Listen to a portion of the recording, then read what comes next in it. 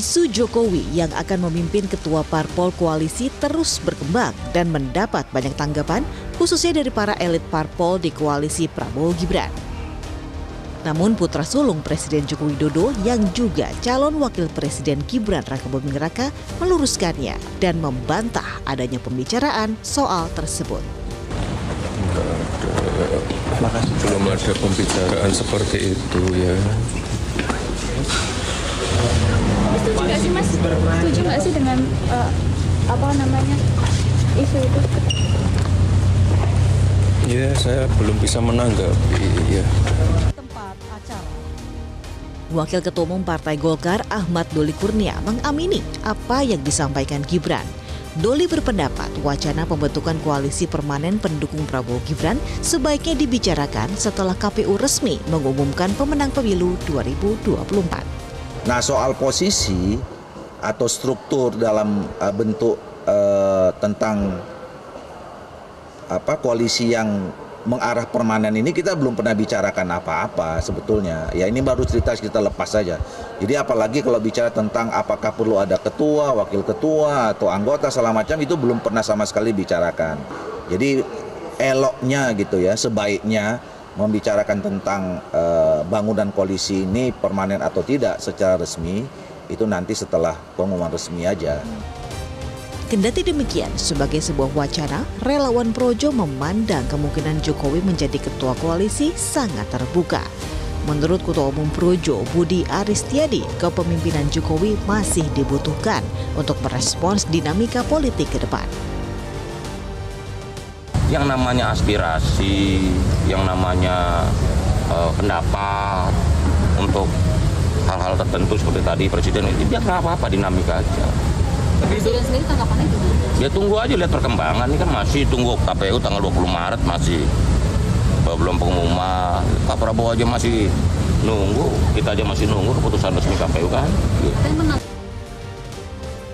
Dalam beberapa hari terakhir, santer terdengar isu bahwa Jokowi akan menjadi ketua koalisi setelah lengser dari jabatan presiden. Isu itu berembus dari salah satu elit Partai Solidaritas Indonesia. Joko Widodo sendiri sebelumnya pernah berjanji seusai purna tugas dia akan kembali ke kampung halamannya dan kembali menjadi rakyat biasa. Ya. Pak, kalau kegiatan setelah jadi presiden, setelah jadi presiden Ya jadi rakyat biasa. kembali ke mana? Kembali ke Solo. Jadi rakyat biasa. Udah. Kembali ke Solo. Jadi rakyat biasa. Udah. Tim Liputan Metro TV. Pemirsa, untuk membahas terkait koalisi besar dan siapa yang akan menjadi pemimpin koalisi besar ini sudah bergabung bersama kami pengamat politik Adi Prayitno. Selamat pagi Mas Adi. Selamat pagi Mbak. Mas Adi, muncul nama Pak Jokowi nih sebagai ketua koalisi besar. Kira-kira apakah ini sudah rencana serius atau baru sebatas wacana Mas Adi? Ya saya kira kan wacana ini dimunculkan pertama kali oleh Grace Natali yang saya kira merupakan salah satu pentolan PSI. Kita tahu PSI ini kan mazhab politiknya belakangan Jokowisme, jadi tegak lurusnya dengan Jokowi. Sepertinya PSI sedang meraba-raba kira-kira apa yang mesti dilakukan oleh Pak Jokowi setelah tak lagi jadi presiden. Opsi untuk menjadi pimpinan koalisi sepertinya disampaikan kepada publik sebagai upaya untuk menegaskan bahwa Pak Jokowi harus menjadi bagian penting dalam konteks bagaimana membangun Indonesia 5 tahun yang akan datang di bawah Prabowo Subianto dan Gibran Rakabuming Raka. Cuman kan problemnya partai-partai di luar PSI ini kan menganggap ini dianggap sebagai usulan yang prematur ya, dan bahkan dalam banyak hal sudah mulai muncul penolakan dari Partai Demokrat yang sepertinya dalam statement-statement politik mereka bahwa soal kedaulatan partai itu memang satu tidak bisa diintervensi oleh siapapun, dan memang secara ideal kalau ngomong tentang pimpinan koalisi politik ke depan mestinya idealnya itu adalah diberikan kepada presiden terpilih, mungkin nanti ya adalah Pak Prabowo Subianto. Karena Pak Prabowo ini saya kira punya legasi, punya legitimasi dan punya kekuatan politik di atas rata-rata yang menurut saya tingkat dukungan dari partai-partai koalisi pastinya kuat. Pertama, Prabowo adalah sangat mungkin ya akan menjadi presiden terpilih. Yang kedua, Pak Prabowo adalah ketua umum partai. Kan yang menjadi tanda tanya adalah kalau Pak Jokowi yang jadi pimpinan koalisi dalam kapasitas apa? Karena pada saat yang bersamaan Pak Jokowi per tanggal 20 Oktober sudah lagi bukan jadi presiden. Yang kedua, Pak Jokowi bukan ketua umum partai.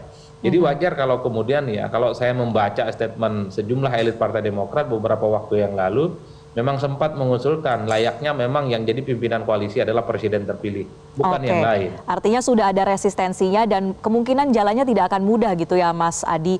Nah di tengah isu jadi pemimpin koalisi besar, ternyata Pak Jokowi juga gayung bersambut nih oleh Partai Golkar, diterima dengan pintu terbuka seperti tadi kalau kata Pak Abu Rizal Bakri, bisa saja kok ADART-nya diubah asalkan sepakat. Nah bagaimana Anda melihat adanya pintu lain yang terbuka Mas Adi? Ya kan sebenarnya ini berawal dari soal bagaimana publik menebak ya dan menerka-nerka apa yang dilakukan oleh Jokowi setelah tak lagi jadi presiden. Pertama kan dikaitkan dengan soal kemungkinan akan menjadi pimpinan koalisi besar ya, koalisinya Prabowo dan Gibran. Yang kedua soal kemungkinan Jokowi akan bergabung dengan Golkar. Kalau mau jujur sebenarnya pernyataan Abu Rizal Bakri ini kan sebenarnya common sense. Bahwa soal ADART terkait siapapun yang boleh menjadi ketua umum Partai Golkar itu bisa diubah. Tapi kan syarat mengubah ADART ini kan nggak gampang. Harus disetujui oleh jumlah mayoritas ketua-ketua DPD yang memiliki hak suara dan memiliki hak pilih di Munas yang akan dilaksanakan oleh Golkar. Per hari ini misalnya kita melihat bagaimana ketua-ketua DPD Golkar berkumpul dan menyatakan bahwa mereka itu sepertinya masih memiliki kepercayaan yang cukup tinggi kepada Pak Erlangga Hartarto ya untuk terus melanjutkan kepemimpinan di Golkar. Ini sebenarnya secara kasat mata semacam kode keras politik yang disampaikan di tengah isu Pak Jokowi ke Golkar dikaitkan dengan soal kemungkinan jadi ketua umum. DPD ini sudah mulai speak up meski tidak terlampau terbuka, meski tidak terlampau vulgar, tapi ketika ketua-ketua DPD ini bersepakat bahwa Pak Erlangga adalah ketua Munas, bukan tidak mungkin ini adalah semacam narasi besar di mana DPD 1 Golkar ini sebenarnya sedang mulai bikin border, membentengi dari mereka bahwa persoalan ketua umum Golkar itu ya tidak boleh diberikan kepada pihak luar yang selama ini memang tidak pernah menjadi bagian dari kader Golkar.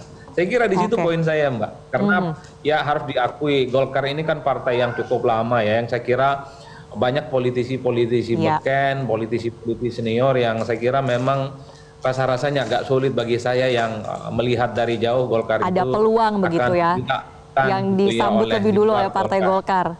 Oke Mas Adi, nah kalau common sense-nya seperti itu dari partai politik, nah common sense untuk posisi Pak Jokowi nih, kalau misalnya nanti sudah tidak menjadi presiden, tadi disampaikan ya di paket berita sebelumnya bahwa akan kembali ke kampungnya dan ya udah jadi rakyat biasa gitu. Menurut Anda apakah ini masuk akal atau akankah memang seperti itu Pak Jokowi? Saya kira saya dengan pernyataan Jokowi 100% setuju Mbak. Saya kira Jokowi ini sudah 10 tahun menjadi presiden di Republik Indonesia, 2 tahun jadi gubernur di Jakarta, 2 periode menjadi wali kota di Solo, adalah masa yang cukup sebenarnya untuk membuktikan dirinya sebagai sosok yang ya sedikit banyak berkontribusi terkait dengan pembangunan Indonesia yang saya kira dalam banyak hal mengalami kemajuan-kemajuan terutama di bidang infrastruktur ya. Terlepas dari begitu banyak polemik yang belakangan terjadi, manuver politik Pak Jokowi yang dinilai tidak lazim, memang seharusnya setelah tak lagi jadi presiden, Jokowi pulang kampung, kembali ke Solo, menjadi rakyat biasa, kembali ke hitoh, di mana memang Pak Jokowi dulu itu adalah rakyat biasa, bukan elit, bukan ningrat politik, bukan ketua umum partai. Jadi setelah tak lagi jadi presiden, Pak Jokowi kembali ke Solo menurut saya adalah pilihan yang cukup rasional dan tidak lagi ngurus urusan politik elektoral. Hanya dengan cara inilah kemudian Pak Jokowi akan ditempatkan oleh publik, oleh rakyat sebagai sosok negarawan yang saya kira memang petuah-petuah politiknya akan semakin banyak didengarkan. Oke, kita nantikan ya Mas Adi bagaimana langkah selanjutnya dari Pak Jokowi. Anda cukup optimis bahwa akan sesuai dengan pernyataannya ya, kembali ke Solo dan menjadi rakyat biasa. Kita nantikan selanjutnya. Terima kasih banyak pengamat politik Adi Praitno telah bergabung bersama kami. Jelajahi cara baru mendapatkan informasi. Download Metro TV Extend sekarang.